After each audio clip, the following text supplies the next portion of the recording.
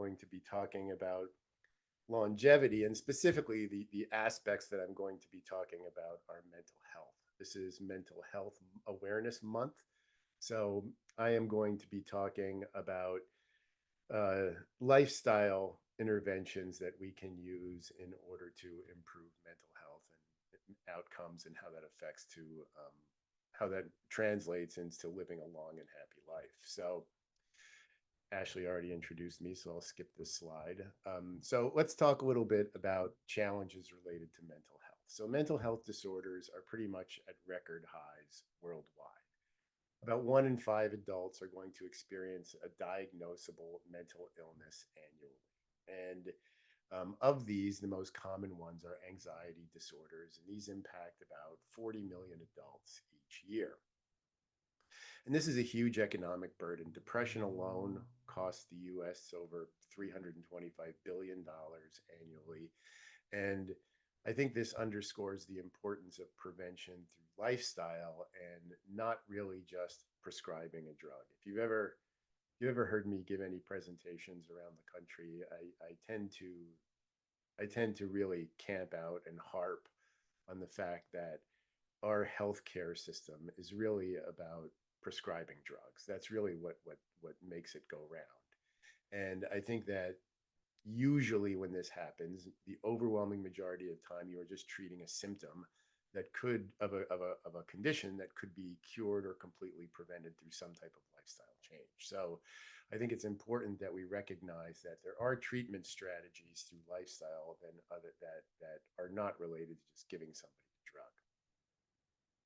So let's start by looking at college students, because college students show some of the highest rates of depression and anxiety ever recorded right now. So I think if you have somebody who's in college, or you know somebody who has somebody in college, I think these statistics are important to pay attention to. So you have about 38% are reporting moderate to severe depressive symptoms.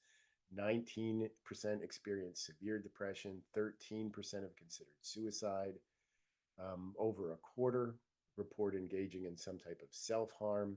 And again, these things are generally preventable through supportive environments, physical activity, access to good nutrition. And those are things that are often overlooked, um, treating these individuals, especially in schools. So if we go younger, though, this actually starts younger than college. If we look at high school and adolescent mental health, you have about half, nearly half, experiencing a mental health disorder at some point during their lifetime.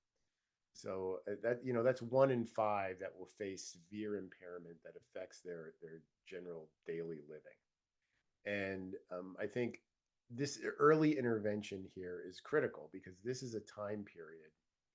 Early adolescence is a time period when we see even greater drops in physical activity. Kids are becoming more self-conscious about things like participating in PE class. They don't want to do that. There's a dramatic drop off when kids start transitioning from childhood, when they're okay with play, and transitioning into high school, where they don't want to mess up their hair and that kind of stuff. Now, this is even a greater problem now than it was when I was young, because kids are starting to be sedentary at a much earlier age. So they're really, the idea of going out and just having free play is something that has largely disappeared in today's society. So this is especially problematic, because the routines that kids build during their youth are really those habits and those routines are the ones that carry on into adulthood. So if they don't if they don't generate and don't build that mental and metabolic resilience early in life, they're going to have a very difficult time developing that later on as adults.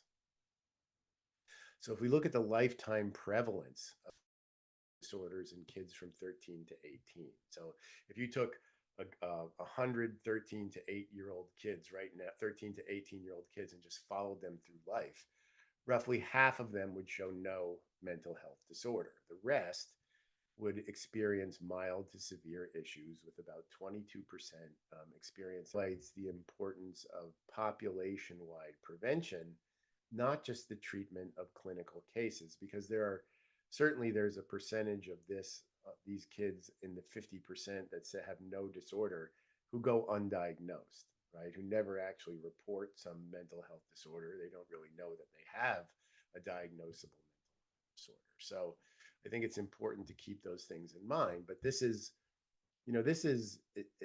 hugely frightening from my perspective, because we have we have a problem. We clearly have mental health problems, especially in girls, largely driven through social media, that cause dramatic problems with self-esteem, how they look at themselves in through the lens of the world, how they think other people see them. And again, these things are the sort of thoughts that drive things like eating disorders, self-harm, self-loathing, that kind of stuff. And kids are our most vulnerable population, and we often simply just don't care about them as much as we really should from a society perspective. I think we do at the individual level. Parents certainly care about their kids, but from a society and policy perspective, they're often very neglected. So to follow up on that a little bit, let's talk a little bit about prescribing trends for antidepressants and anti-anxiety drugs. These things are continuing to climb pretty dramatically. Now, in this graph, we have what's called the dispensing index on the y-axis and the year on the x-axis. So if we look at this the way we read this, if you look at this blue line down here, this is for adults 12 and older. So I don't even, you throw that into adults, but this is basically everybody over 12 who is taking some type of antidepressant. And this represents, in 1995, this was about 7% of the population. And you can see this peaked in 2020 around COVID times at about 13%. And now it's drifting back down to this 11% that we hit in 2010. So probably this is going to settle out at around 11%. So this really isn't the important part of this graph. Up here, if we look at these graphs, these lines, these are a little different. So let's start with the purple one. You'll see all of these start at 100%, right? These three lines are starting at 100%. 100% is just the baseline value where we're starting to look at the change from that point. So if we look at the purple diamond line, these are for anti-anxiety drugs in the United States starting from 2006, and the percent change in how often they're prescribed. So you can see between 2006 and 2010, there's a 20% increase, then there's a 10% decrease, and then it starts going back up again. So we're now at a 25% increase, and this chart goes to 2023. So between 2006 and 2023, we've had a 25% increase in anti-anxiety drugs, basically population-wide. If we go to the green line, these are antipsychotics starting at 100. Those have gone up by 35% to 2020. These would be things like Abilify and Thorazine. These are pretty powerful drugs. But the one that I really want you to pay attention to is the red line. The red line is for young people aged 12 to 25, starting in 2016, just looking at antidepressants. So you can see that from 2016 to 2023, we've had a 66% increase in the prescribing of antidepressant drugs to kids between 12 and 25. Okay, that is frightening. Okay, and I think we see this. We haven't really seen the effects of this yet because this population is so young. This population has not matured into one where they are having their own kids, and I mean they're starting to, the ones at the far end, the 25-year-olds. But we're talking about Gen Z type people who, Gen Z, keep in mind, is the first generation that is not expected to live as long as their parents. Okay, the actual lifespan is declining, and this is basically due to chronic disease.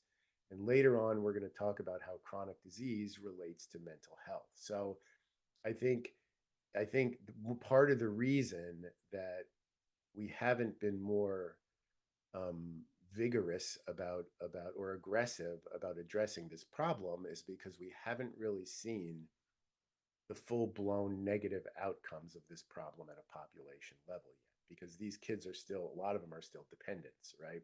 Once they get out into the world and they have to become independent, then I think we're going to see some real problems, because of these types of these types of issues.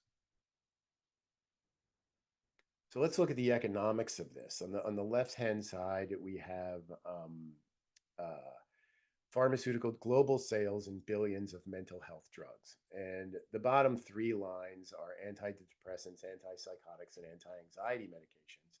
But the red line represents all three of those sort of combined, just mental health drugs in general.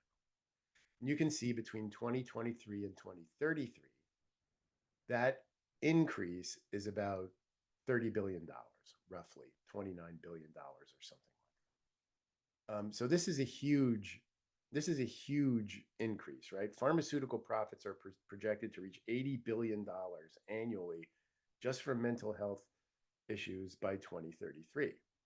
Now, if we look at the economic burden of just depression alone, which is the second graph here, these are billions of dollars, costs in billions of dollars on the y-axis, both at the US level and at the global level. So in the United States alone, you're looking at about $334 billion in spending just on depression. And this is things like lost worker productivity and things of that nature. Globally, it's at $1 trillion, essentially, just to treat depression alone. Now, if we look at how we handle these problems in the United States, the third graph is looking at prevention, the amount of money that we spend on prevention, just overall prevention on healthcare related issues versus how much we spend on healthcare in total.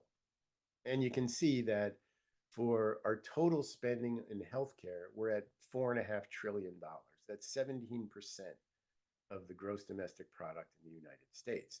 But we spend 19 billion with a B on prevention and public health, which is essentially nothing compared to the 4.5 trillion we spend on treatment. Because again, we live in a society where our medical model is to treat disease, not prevent disease, right? We don't want to prevent disease because if we prevent disease and people don't get sick, then we don't sell any drugs.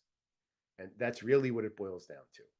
And the pharmaceutical industry holds enormous power in DC in lobbying for laws that influence the food industry to keep people obese.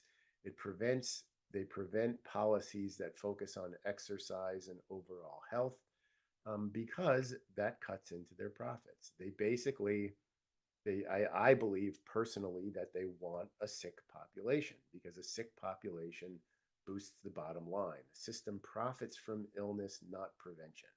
And this is why we need to take it upon ourselves as our own personal responsibility to focus on things like lifestyle interventions, exercise, supplementation, food, those kinds of things. So let's look at the relationship between obesity and depression. So obesity, you can see here we have these two basically epidemics. We have epidemic proportions of obesity. Obesity is at about 40% in the United States, men and women combined, and obesity and overweight combined represent about 73% of the population. So you have roughly 3 out of 4 that are overweight or obese. Depression, we showed the statistics on depression alone already. So if you have obesity, you have a 55% increased risk of developing depression. And if you have depression, you have a 58% increased risk of developing obesity. So, and there are shared mechanisms between these two conditions. We have, obesity brings about inflammation, hormonal disruption, low activity, poor sleep, and mental health does the same thing. If we have depression, we're probably going to have low activity. We're probably going to have poor sleep. That causes hormonal disruption, which in turn causes more inflammation.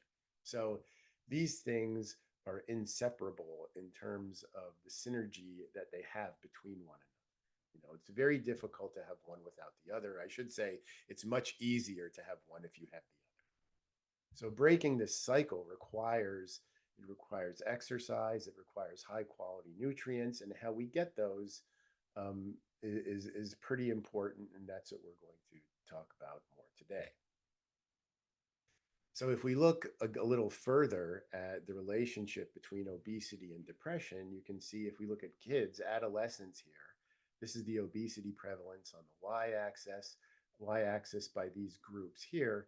You can see that adolescents, kids with depression, are about twice as likely to be obese than kids without depression. And if you are obese and if you have obesity and the complications that go along with obesity, like insulin resistance, cardiovascular disease, potential diabetes, once you have those as a kid, those are very often carried into adulthood. And we live in a world where diet related disease currently is the number one killer of Americans, things related to diet, specifically cardiovascular disease, diabetes, hypertension, hyperlipidemia, all those kinds of things, insulin resistance. Those things are related to obesity, and carrying those into adulthood, which we see happens, right? We have 43% of adults with depression. Um, that those things are very difficult to get rid of. And again, if you are a pharmaceutical industry, if I was the CEO of a pharmaceutical company and my job was to get our bottom line as healthy as possible, I would want to get people on as many drugs as possible, as young as I possibly could, and I would want to keep them alive as long as I possibly could. I wouldn't really necessarily care about their quality of life while they were alive. I would just want them to be alive so that I could keep them on medication for as long as I can, and I would want to start them on that as early as possible. And all signs sort of indicate that that is exactly what pharmaceutical companies are doing. Drugs like Ozempic, GLP-1 receptor agonists like Ozempic and Wegovy, Mounjaro, all those things, those are approved for kids as young as 12 years old, right? So there's clearly, and I'm not saying that there is a population that doesn't benefit from those things, but I'm just pointing out that drug companies don't have a financial interest in curing these diseases, and they don't have a financial interest in preventing the development of these diseases from the first place. Okay. All right. So let's talk about exercise and mental health. So exercise essentially benefits every dimension of your well-being. Now, what I have here is I have three graphs. You'll see the first one is the risk of depression. The second one is the risk of anxiety. And the third one is the benefits to sleep and stress. And what we're looking at here on the y-axis for these first two axis is the degree of reduced risk that we get when we add physical activity. So on the x-axis, you're looking at minutes per week of moderate to vigorous physical activity. Now you'll see I put a red line in here on all these graphs, and what this red line falls at is 150 minutes of moderate to vigorous exercise per week. Now, and these are the national guidelines for physical activity to improve health. They're not the guidelines for weight loss, okay?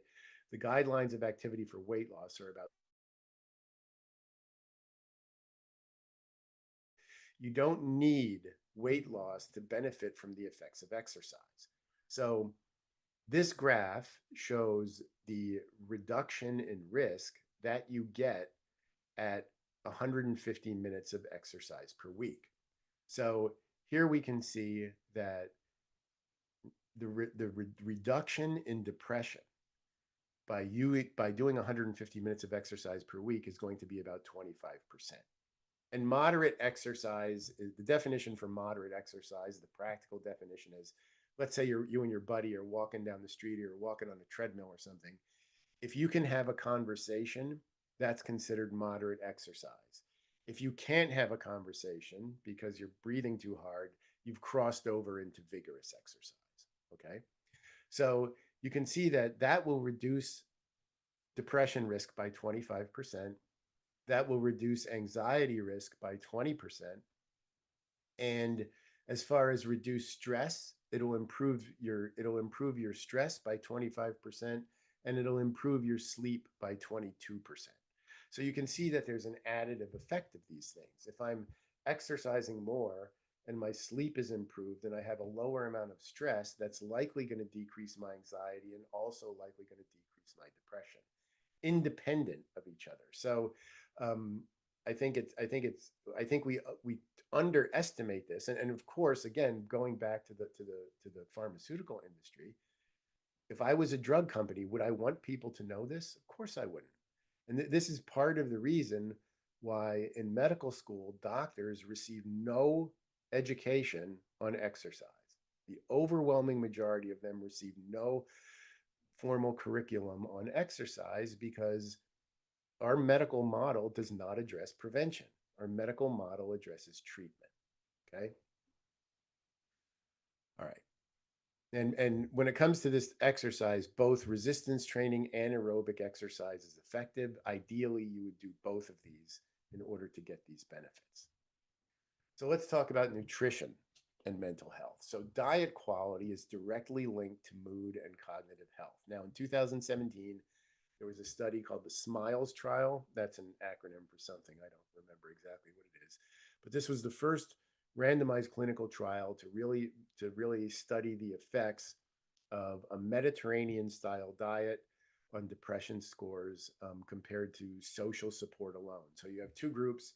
One is receiving just social support, how you doing, that kind of thing, talking with people to sort of help their depression.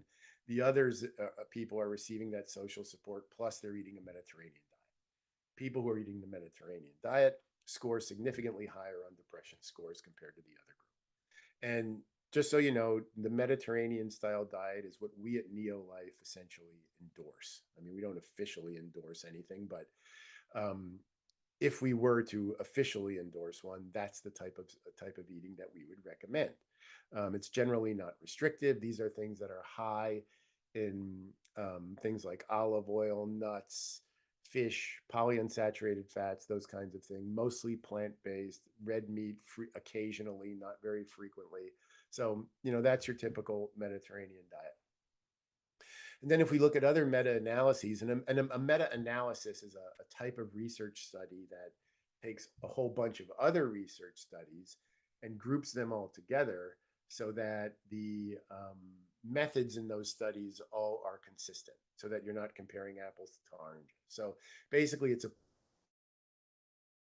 to sort of analyze all that research together to then come up with a recommendation. So these meta-analyses show that you have roughly a 30 to 35% lower depression risk with these healthy dietary patterns.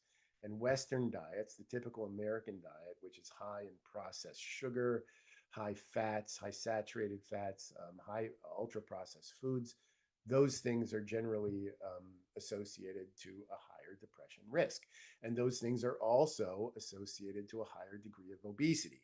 So we already know the relationship between obesity and depression.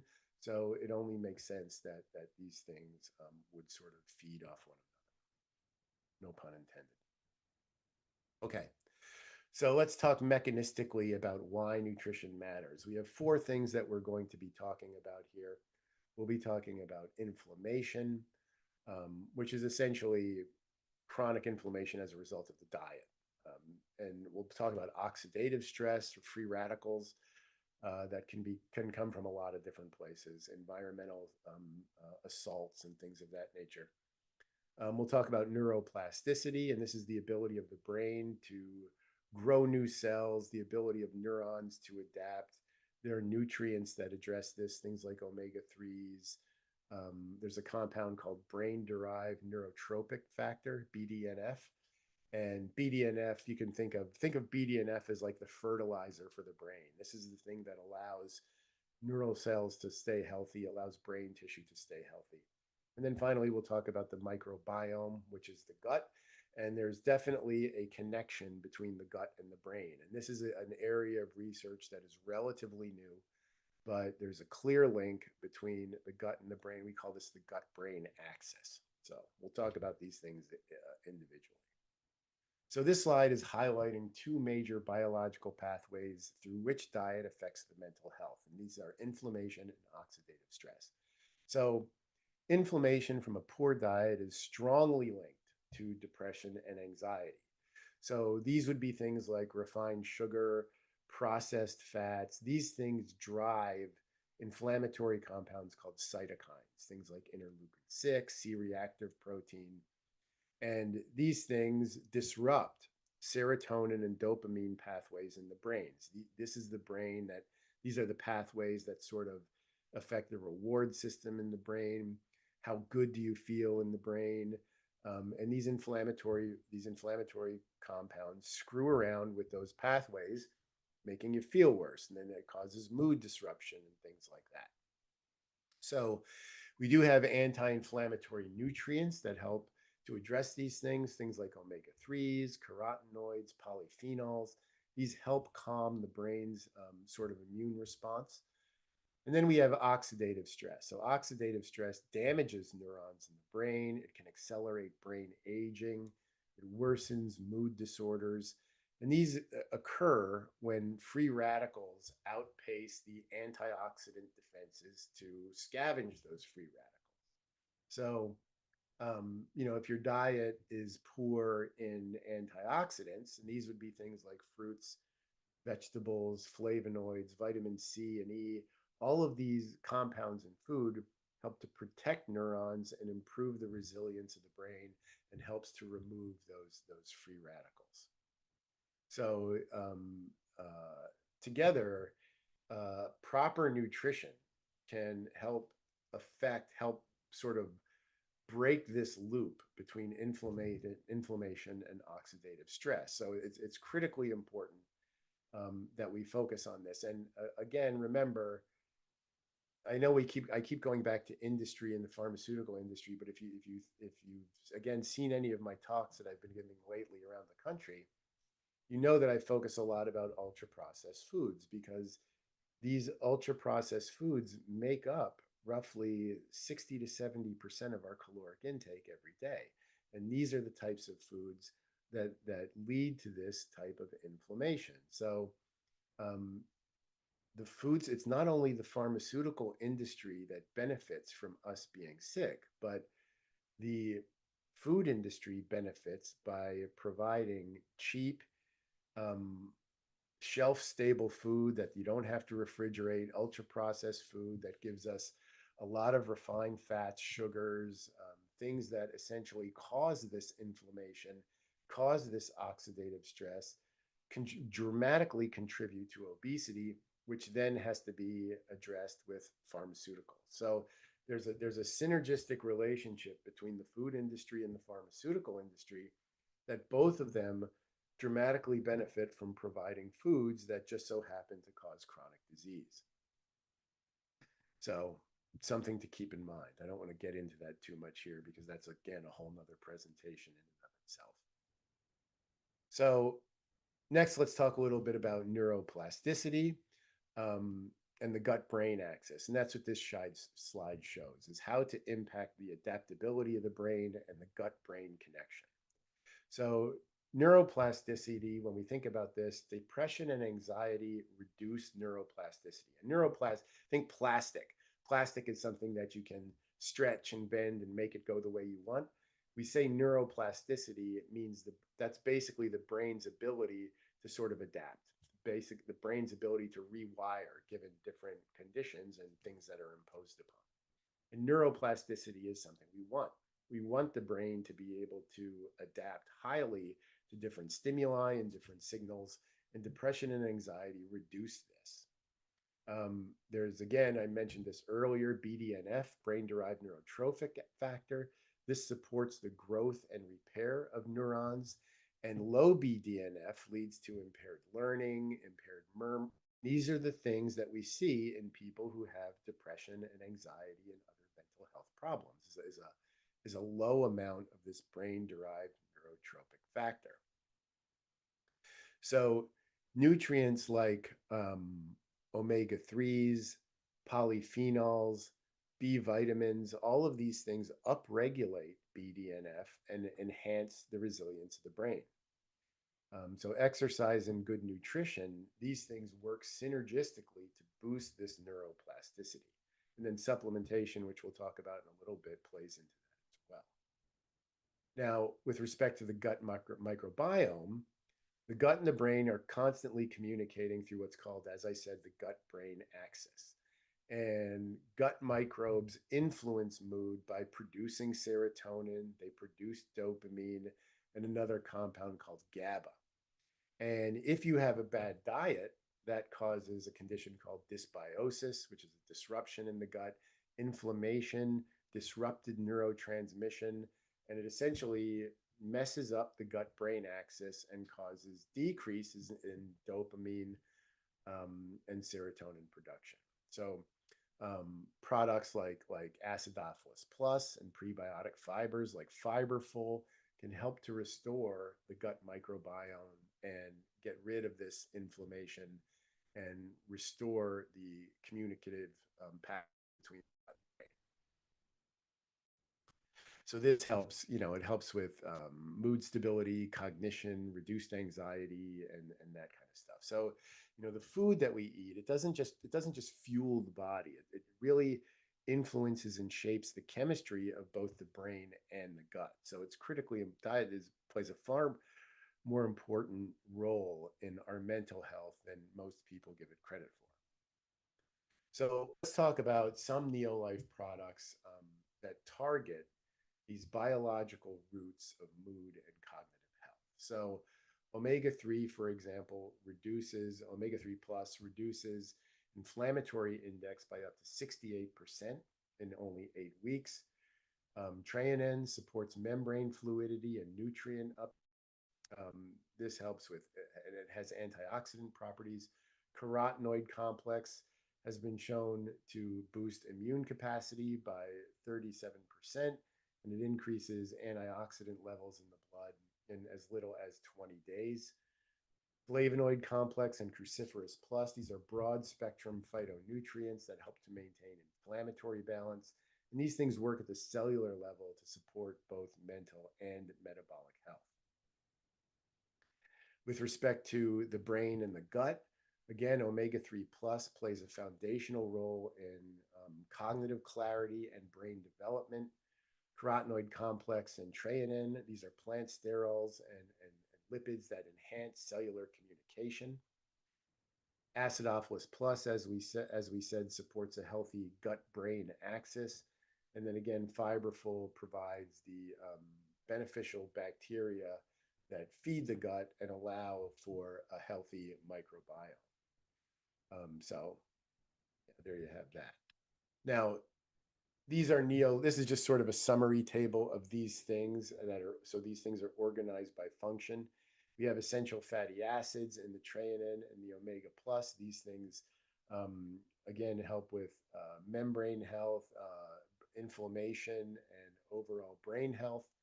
Antioxidants are a carotenoid complex, cruciferous plus, and the flavonoid complex. We have Acidophilus plus and Fiberful for microbiome support. And then broad brain nutrition, is Pro Vitality, because I could put Pro Vitality up here because, 3 of these products, treonin, carotenoid complex, and omega-3 plus, are already included in Pro Vitality. The other thing in Pro Vitality is an essential vitamin mineral complex, which will certainly help. So it's just easier to purchase Pro Vitality than it is to buy these other 3 things. So that's really a more convenient way to sort of get as much bang for the buck as you possibly can. Okay, so in conclusion, mental health it's a global crisis, and it's definitely escalating. Anxiety, depression, stress, these things are at all-time highs. It's a huge economic burden. As we said, 300 billion in the US, $1 trillion globally.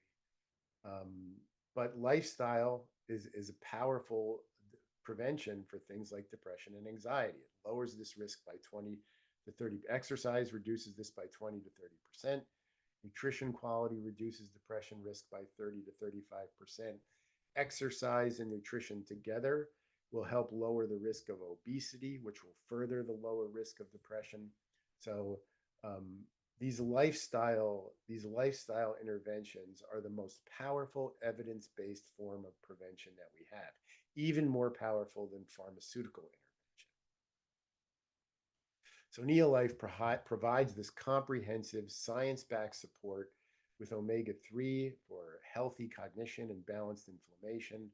Carotenoid and flavonoid complex provide antioxidant protection, Treonin for membrane health and nutrient utilization, and then finally Acidophilus Plus and Fiberful for gut-brain axis support and overall digestive wellness.